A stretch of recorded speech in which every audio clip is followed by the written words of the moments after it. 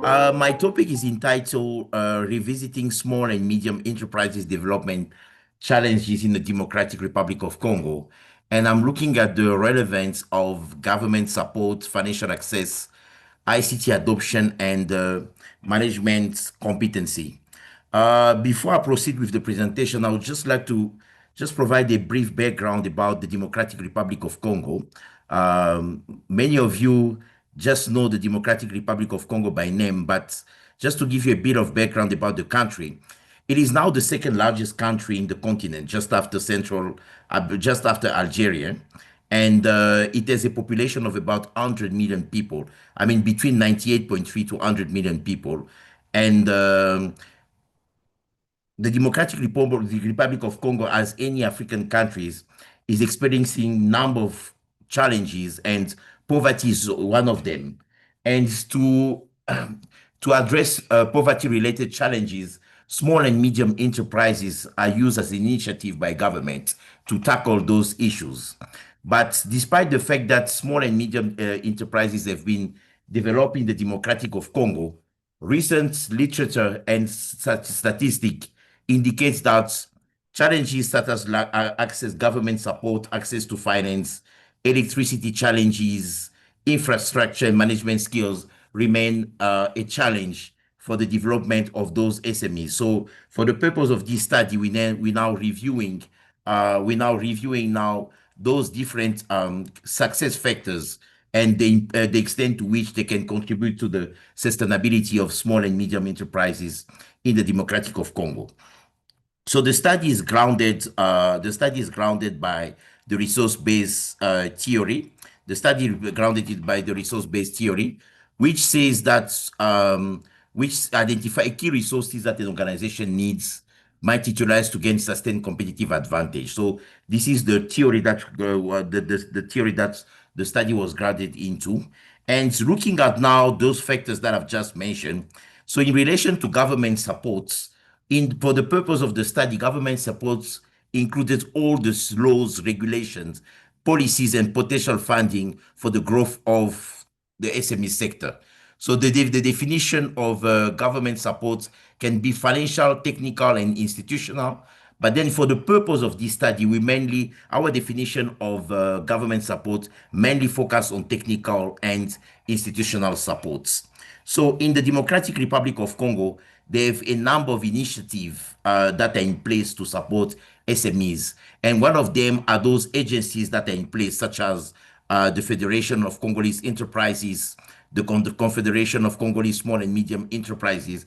And on top of that, in 2017, the former president of the DRC, Mr. Kabila, even introduced a new law for subcontracting.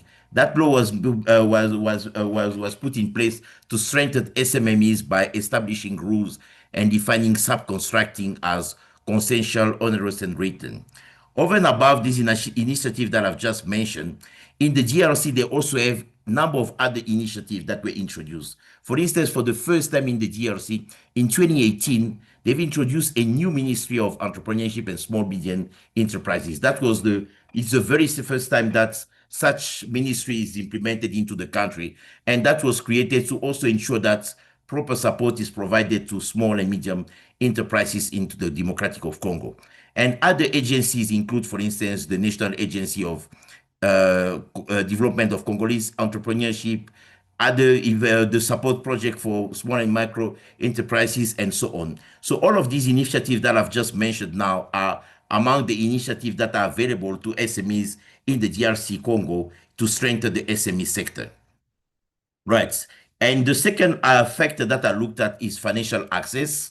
And in relation to financial access, I define financial access as the capacity of enterprises to acquire financial services, insurance, payment, credit, deposit, and so on. So in the Democratic Republic of Congo, there is a central bank, and the central bank is working together with a number of other institutions. So the latest statistic indicate that there are about 98 microfinance institutions, and unfortunately, the country is ranked 152 out of 190 in terms of easy to access to finance. And in terms of people having access to finance, recent statistic also are showing that only 25.8% of the population, adult population, especially the males, have access to a bank account versus 24% for female. So out of a population of 100 million people, it is very insignificant. The other aspect we looked at now was ICT adoption, and by ICT we looked at uh, capabilities offered by organization by computers, software, application, telecommunication, and so on. That ICT is very important for SMMEs because a number of studies have emphasizes the fact that access to ICT technologies can improve competitiveness of SMEs in the DRC Congo.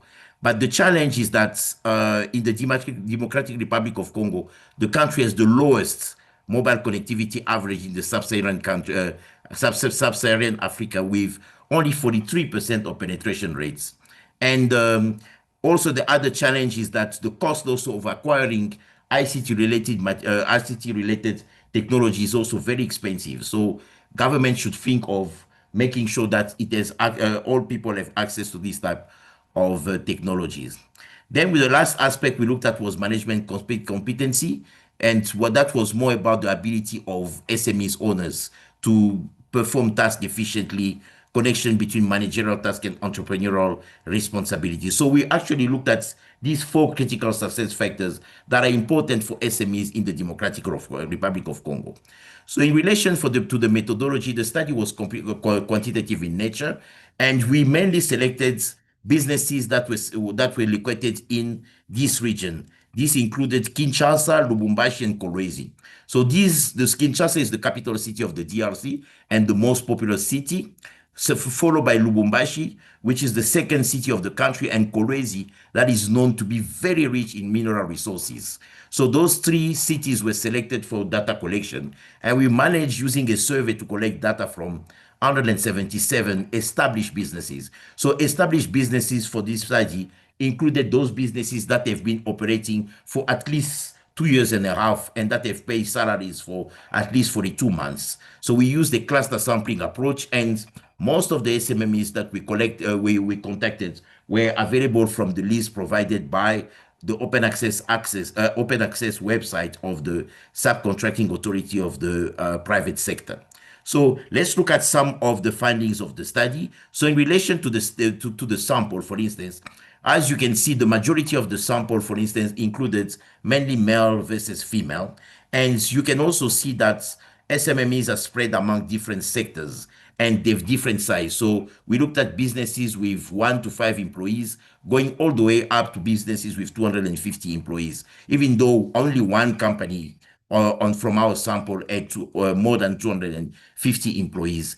And again, as I was explaining, most of them have been in operation for over 205 years, which makes them established businesses. And they've spread amongst different sectors. So for the analysis of the findings, we mainly focus only on the descriptive statistics that we collected. So as you can see, for the descriptive statistic in relation to government supports, financial access, ICT adoption, and management competency, it does not come to a surprise that majority of the SMMEs, right, majority of the SMMEs had a low score, low inclination when it comes to government supports and financial access.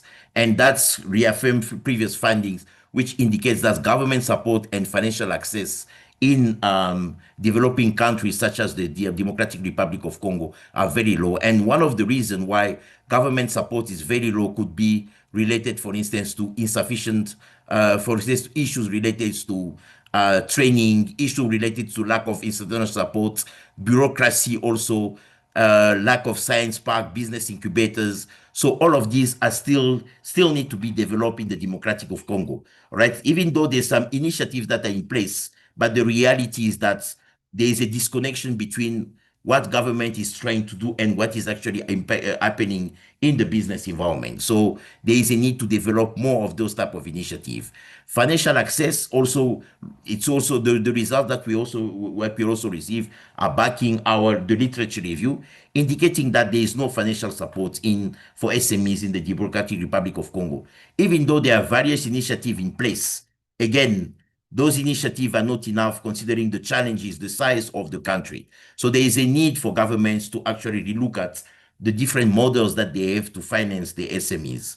And ICT adoption, as opposed to the previous success factors we looked at, ICT adoption is very well acknowledged by SMEs as an important tool for the competitiveness. As you can see, most of the SMEs focus on those technologies to improve the competitiveness. And lastly, competency. Competency also of SMEs owners appear to be a very important tool for the sustainability of the business, and that can be seen with the score that we achieve on the management competency. This is an indication that SMEs owners in DRC make use of the skills, make use of the competency in general in order for them to run the businesses on a daily basis. And that makes sense considering the high level of informality in the Democratic Republic of Congo. So competency is the top skills that is needed by them to achieve the goals on a day-to-day basis. So some of the conclusion and recommendation for this study, we recommended that governments should make sure that also that information about all the programs that they have in place to support SMEs, they should make sure that these programs are accessible and shared among all the stakeholders in the business environment. Because the reality in the Democratic Republic of Congo is that sometimes there are programs that are in place, but SMEs are not aware of those programs, or they do not understand the purpose of the different programs that are in place. So there is a very important need, for instance, to advertise this program and make sure that SMEs are aware of those programs. In the DRC Congo for SMEs, they've recently launched an initiative called the Guaranteed Fund for Entrepreneurship. So the initiative is still very new, so it's also very difficult to assess how good, how well this project is benefiting SMEs. But overall, there is a number of issues that have been identified in the past, such as the very complicated regulations from banks for SMEs to obtain loans, challenges also relating to the interest rate that they're providing, also interested about collateral that they're asking to SMEs in order for them to obtain a loan from those various bank and financial institutions. So there is also a need for them to realign these initiatives. In relation to ICT adoption, one of the challenges that have been identified also in relation to ICT adoption is the cost of acquiring the technology. So government, considering the fact that SMEs are using technologies on a day-to-day basis, there's a need from government to ensure that the cost of acquiring those technologies is also taken into account. So, and policies also to foster ICT adoption should also be implemented. And for management competency, one of the strategy will be to improve the current knowledge, the current skills of SMEs, because sometimes there is a mismatch between the current skills that SMEs owners are possessing and the needs in the business environment. So there's also a need to make sure that proper training, the various type of training are provided to SMEs so that they can improve the day-to-day operation and remain sustainable. And that's it for my presentation. And I'm now open for questions. Thank you very much.